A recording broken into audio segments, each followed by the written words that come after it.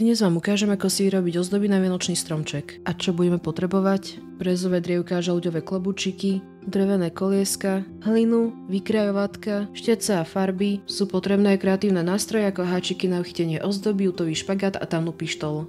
Ozdoba v podobe hríbikov je skutočne jednoduchá. Stačí tamnou pištolou zalepiť klobúčik na koniec drievka. Na vrch klobúčiku som zalepila ešte aj malý háčik na uchytenie. Inak toto je super aktivita s deťmi. Ako prvé vyveľkáme hlinu. Potom vykrajovatkom alebo ručne získame požadovaný tvar. Do hornej časti nezabudnite urobiť otvor, aby ste ním prevliekli špagát.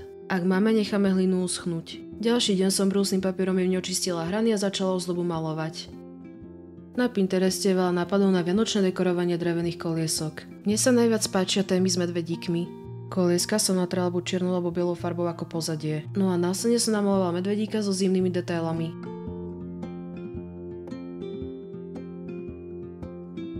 Hotové kolieska som natrela lakom.